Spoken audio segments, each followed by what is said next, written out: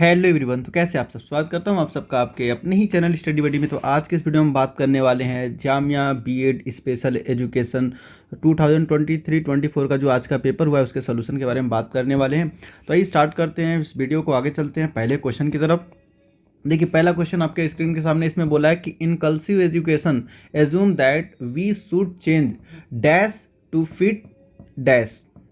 तो देखिए inclusive education क्या होता है कि एजुकेशन फॉर ऑल इसका थीम है।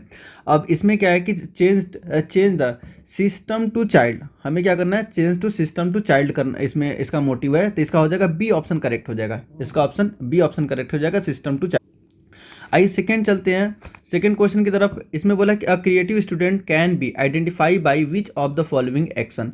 तो जो क्रिएटिव स्टूडेंट है वो किस एक्शन के द्वारा आइडेंटिफाई किया जा सकता है। तो देखिए जो क्रिएटिव स्टूडेंट होते हैं उनकी जो थिंकिंग है वो काफ़ी ब्रॉड होती है, वो किसी एक वे को नहीं फॉलो करते हैं, वो किसी एक पर्टिकुलर वे को नहीं फॉलो करते हैं। उनके जो क्वेश्चन को सॉल्व करने का तरीका होता है डिफरेंट वे होता है, सबसे क्या होता है, अलग होता है। तो सिस्टमेटिकली नहीं होता है, तो इसलिए ऑप्शन चला जाएगा। ठीक है, आर्गुइंग विथ अदर, ये भी नहीं होगा कि लाउडली वो किसी से आर्गूमेंट करते हैं। तो ये तो आपका जो क्रिएटिव स्टूडेंट दोनों तो एक क्वालिटी तो है नहीं। Giving correct answer to the question, तो ये भी देखिए कुछ हद तक है लेकिन उतना नहीं जितना कि हमें सूटेबल थर्ड मिल रहा है। थर्ड इसका करेक्ट आंसर मिला, काफ़ी ज़्यादा सूटेबल हमें थर्ड मिला, तो थर्ड इसका ऑप्शन करेक्ट हो जाएगा। अभी चलते next, creativity is usually associated with. तो जो क्रिएटिविटी होती है वो क्या होती है। तो देखिए क्रिएटिविटी जिसके अंदर होता है वो क्या करता है, वो ज़्यादा सोचता है, काफ़ी ब्रॉड इस किसी फील्ड में जाने का सोचता है, इस फील्ड में जाए उस फील्ड में, मतलब एक तरीके से उसका जो थिंकिंग होता है वो एक जगह फिक्स नहीं होता है। जो थिंकिंग है एक जगह फिक्स नहीं होता, डाइवर्स होता है। क्या होता है, डाइवर्स होता है। तो इसका करेक्ट आंसर डी हो जाएगा, डाइवर्जेंट थिंकिंग। अब एक क्वेश्चन नंबर 4 की तरफ चलिए। क्वेश्चन नंबर 4 में क्या बोला है कि विच of the following is the specific learning disability.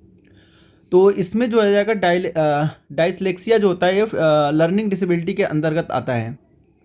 और इसके जो साथ साथ है डिस्क्रेप्सिया भी होता है और डिस्कैल्कुया भी होता है। देखिए जो डिस्लेक्सिया के साथ और भी आते हैं जो कि जिस लर्निंग डिसेबिलिटी में आता है, तो उसके मैं नाम लिख देता हूँ क्योंकि जरूरी नहीं कि यही आपका आ जाए, ऑप्शन में कुछ भी चेंजिंग कर सकता है। तो सेकेंड होता है आपका डिस्ग्राफिया, डिस्ग्राफिया एपी होगा, ग्राफिया, डिस्ग्राफिया भी होता है। ठीक है, और एक डिस्कॉल्कुलिया भी होता है। इसका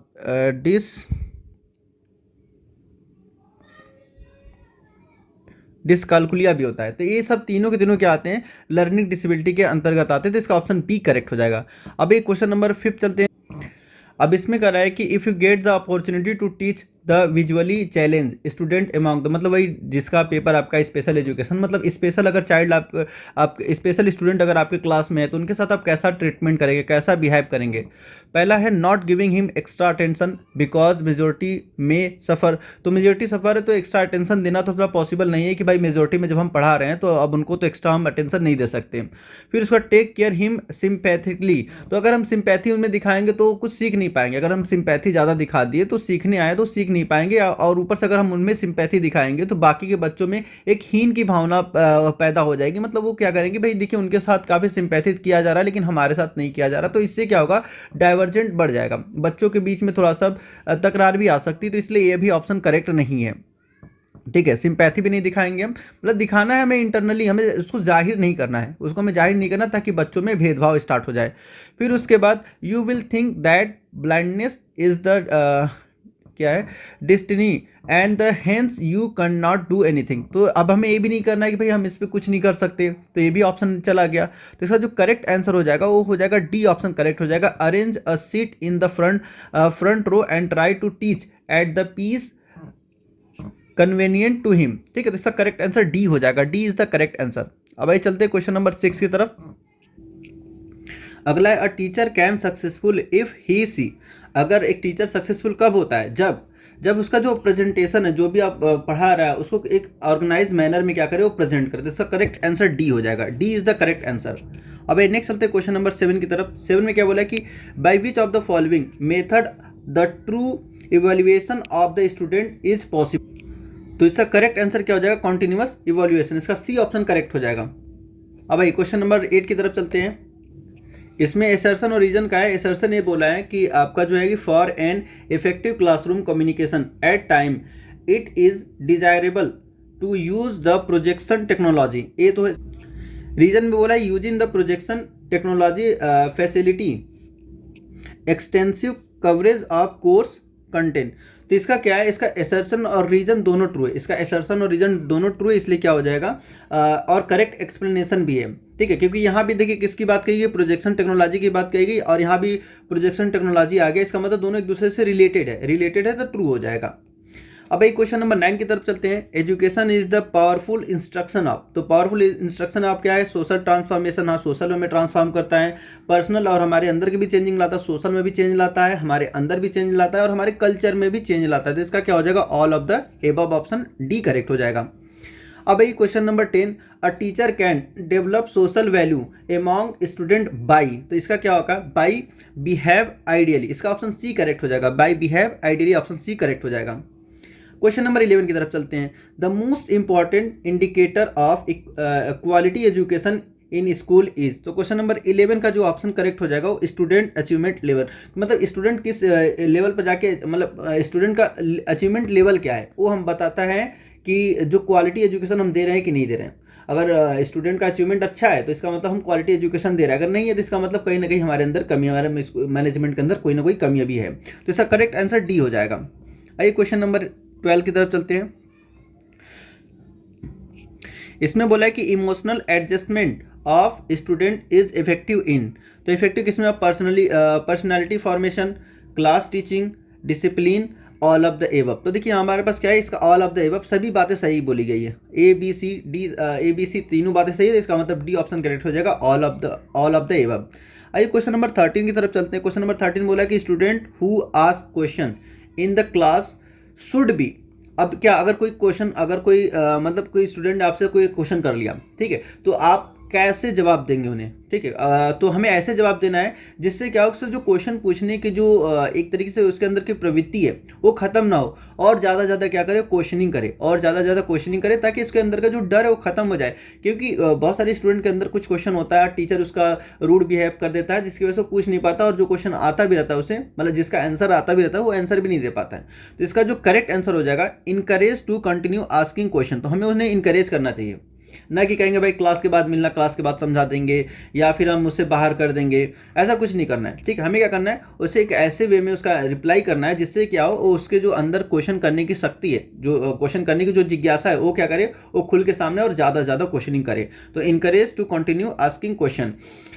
आइए क्वेश्चन नंबर 14 की तरफ चलते हैं। क्वेश्चन नंबर 14 में क्या बोला है, कैरेक्टर इज डेवलप्ड बाय, तो देखिए कैरेक्टर कैसे हमारा डेवलप होता है, विल पावर, हाँ भाई विल पावर से होता है, कंडक्ट एंड बिहेवियर, इसका मतलब दो ऑप्शन करेक्ट होगा तो मोरालिटी भी करेक्ट ही हो जाएगा, तो ऑप्शन इसका डी करेक्ट हो जाएगा, ऑल ऑफ द एबव, इसका ऑप्शन क्या हो जाएगा, डी करेक्ट हो जाएगा, क्योंकि ए बी सी तीनों बातें सही कही गई है। अब इसके बाद बोला है कि NUEPA is mainly concern with, तो जिसको इसका फुल फॉर्म याद रहा होगा वो क्या किया होगा, उसने आंसर करेक्ट कर दिया होगा। तो इसका फुल फॉर्म है national University of education, E stand for education, P stand for आपका है प्लानिंग और ए स्टैंड फॉर एडमिनिस्ट्रेटिव। तो क्या हो जाएगा इसका करेक्ट आंसर हो जाएगा डी, एजुकेशनल प्लानिंग, इसका ऑप्शन डी करेक्ट हो जाएगा। जिसको इसका फुल फॉर्म पता होगा उसने क्या किया होगा, डायरेक्ट आंसर टिक कर दिया होगा कि National University of Education Planning and Administration, ठीक है, इसका option D correct, C correct हो जाएगा। आइए क्वेश्चन नंबर 16 की तरफ चलते हैं। Question number 16, which of the following is the brain of computer, तो देखिए ब्रेन ऑफ कंप्यूटर जो होता है वो किसे बोला जाता है, सेंट्रल प्रोसेसिंग यूनिट, CPU को बोला जाता है, CPU को बोला जाता है। तो इसका करेक्ट आंसर कितना हो जाएगा, B option is the correct answer. अभी क्वेश्चन नंबर 17 की तरफ चलते हैं। Instruction medium affect the absence and the escape from the class teaching, तो ये क्या बात कही गई, जो बात कही गई क्या उससे आप एग्री करते हैं या फिर डिसएग्री करते हैं या फिर इंडिफिनिट है या फिर नन ऑफ द अबव, तो क्या हो जाएगा, एग्री, इसका करेक्ट आंसर ए हो जाएगा, एग्री। आइए क्वेश्चन नंबर 18 की तरफ चलते हैं। फॉर अ गुड कम्युनिकेशन, तो गुड कम्युनिकेशन के लिए क्या रिक्वायरमेंट होनी चाहिए, क्लियरिटी ऑफ थॉट, देखिए ये दोनों तो होगे नहीं option, clarity of thought, speaking in a mild tone, तो इसका ऑप्शन करेक्ट हो जाएगा ए, क्लियरिटी ऑफ थॉट, जो हम बोलना चाह रहे हो अगले को समझ में आ रहा है कि नहीं आ रहा है, हमारे हमने क्या बोला है उसको अगर अगले को समझ में आ रहा है, इसका मतलब क्या, हमारा कम्युनिकेशन अच्छा है। तो इसका ऑप्शन कितना हो जाएगा, इसका ऑप्शन ए करेक्ट हो जाएगा। क्वेश्चन नंबर 19 में बोला है कि teacher behave ought to be. तो ऑट टू बी क्या हो जाएगा, इसका जो करेक्ट आंसर हो जाएगा आइडियलिस्टिक, इसका हो जाएगा idealistic, option C is the correct option. आइए क्वेश्चन नंबर 20 की तरफ चलते हैं। Question number 20, which of the following expectation student have from the group learning. जब ग्रुप में वो लर्निंग करते तो उन स्टूडेंट का क्या एक्सपेक्टेशन होता है। तो इसका जो करेक्ट आंसर हो जाएगा to attract isolated student toward the group. तो ठीक है, जो हम ग्रुप स्टडी कराना चाहते हैं, क्यों कराना चाहते हैं, जो बच्चा अकेले अकेले पढ़ना मतलब अकेले अकेले है तो उसको हम जोड़ना चाहते हैं, हम क्या करने हैं उसे जोड़ना चाहते हैं। तो to attract isolated student toward the group, तो हम ग्रुप की तरफ उसे आइसोलेट कर मतलब जो आइसोलेटेड स्टूडेंट है उसको ग्रुप की तरफ अट्रैक्ट करना चाहते हैं। तो इसका ऑप्शन डी हो जाएगा, D is the correct option. अभी क्वेश्चन नंबर 21 आ गया आपका करंट अफेयर से कि which one bank is not one of the 3 bank that will be merge from India's largest bank. तो देखिए 4 बैंक को मर्ज किया गया, 4 बैंक को मर्ज किया गया, जिसमें पंजाब नेशनल बैंक था और इंडियन बैंक था, बैंक ऑफ बड़ौदा था और एक विजया बैंक था, तो देना बैंक नहीं था। जैसा करेक्ट आंसर क्या हो जाएगा, डी ऑप्शन करेक्ट हो जाएगा, देना बैंक। और जैसे कैपिटा है, जो इसका टोटल कैपिटा है इसका जो है 16,000 करोड़ है इसका टोटल कैपिटा। और जो इंडियन बैंक का कैपिटा है वो है आपका 2.5 के करोड़, और इसका जो है आपका 7 के करोड़ हो जाएगा, मतलब 7,000 करोड़ हो जाएगा। और देना बैंक का मुझे पता नहीं है, क्योंकि इसका मैंने अभी निकाला तो मुझे मालूम चला इनका इतना कैपिटा है। तो इसका ऑप्शन क्या हो जाएगा, डी। मतलब 4 बैंकों को मर्ज किया गया, Punjab national bank, Indian bank, bank of Baroda और विजया बैंक, इन चारों बैंक को मर्ज किया गया। तो इसमें बच गया देना, इसका मतलब देना इसमें दिया हुआ है, तो देना इज द करेक्ट आंसर, कि देना बैंक को मर्ज नहीं किया गया। अब एक क्वेश्चन नंबर 22 की तरफ चलते हैं। What is the name of Indian longest suspension bridge built in the ले बाय द इंडियन आर्मी। थोड़ा सा इसका पीडीएफ थोड़ा सा काफ़ी ब्लर है, जिसकी वजह से मतलब फोटो सही से आया नहीं इसका। तो इसका करेक्ट आंसर हो जाएगा मैत्री ब्रिज, इसका हो जाएगा D option is the correct, Maitri bridge. Question number 23, which country launch the world first national wide 5G network. तो इसमें से कौन सी कंट्री है जिन्होंने अपने कंट्री में क्या किया था कि वर्ल्ड की जो मतलब 5G नेटवर्क को अपने पूरे पूरे नेशनल वाइड क्या किया, उसे पूरे देश में अपने फैला दिया था, लॉन्च कर दिया था। तो इसका करेक्ट आंसर हो जाएगा south Korea, A is the correct answer. और आपके नॉलेज के लिए भी बता दें कि जो लॉन्च किया गया था 2019 में ही लॉन्च कर दिया गया था, वर्ल्ड वाइड मतलब नेशनल वाइड 2019 में ही लॉन्च कर दिया गया था। आइए क्वेश्चन नंबर 24 की तरफ चलते हैं। देखिए रिपीटेड क्वेश्चन है, क्वेश्चन आ चुका है। The boundary of the plates of the earth crust are the weak zone known as. तो किस नाम से वो जाना जाता है। तो देखिए इसको सेस्मिक बोलते हैं या फिर हम फॉल्ट जोन भी बोलते हैं। इसका करेक्ट आंसर भी हो जाएगा, वो जो वीक जोन है उसे हम बोलते हैं सेस्मिक या फिर फॉल्ट जोन के नाम से भी आता है। कभी कभी सेस्मिक न देके फॉल्ट दे देता है, तो फॉल्ट पर भी आप टिक कर सकते हैं, फॉल्ट या सेस्मिक। इसका करेक्ट आंसर भी हो जाएगा। आइए 25 की तरफ चलते हैं। Question number 25। क्वेश्चन नंबर 25 में बोला है कि the disqualification of the member of parliament and the state legislature on the ground of the deflection has been provided in. तो इसका हो जाएगा ऑप्शन ए करेक्ट हो जाएगा, 10th शेड्यूल ऑफ कॉन्स्टिट्यूशन। तो इसको आप देख लीजिएगा, मेरे हिसाब से ये है। अब आप एक बार इसे क्रॉस चेक कर लीजिएगा। आइए क्वेश्चन नंबर 26 की तरफ चलते हैं। तो क्वेश्चन नंबर 26 में बोला है कि directive principle of the state policy are enshrined in. तो इसका जो हो जाएगा करेक्ट ऑप्शन हो जाएगा C, part 4 of the constitution. तो इसका करेक्ट हो जाएगा। जैसे कि मैंने बताया था कि इससे आप आर्टिकल से देख के जाइएगा, इससे क्वेश्चन होगा 2 से 3 क्वेश्चन होगा, तो 2 क्वेश्चन तो दिख ही गया, एक ऊपर वाला एक नीचे वाला, ये दोनों क्वेश्चन उसी से है। आइए क्वेश्चन नंबर 27 की तरफ चलते हैं। Who wrote the famous book we the people. तो वी द पीपल किसने लिखा। तो इसका करेक्ट हो जाएगा नाना भाई था, इससे नानी लिख दिया, नानी पालखी वाला। इसका करेक्ट आंसर हो जाएगा आपका D is the correct answer. ऐसे उनका नाम है नाना भाई पालखी वाला, लेकिन यहाँ पर नानी पालखी वाला लिख दिया है। चलिए खैर, लेकिन पालखी वाले से हम इसको टिक कर देंगे। एक क्वेश्चन नंबर 28 की तरफ चलते हैं।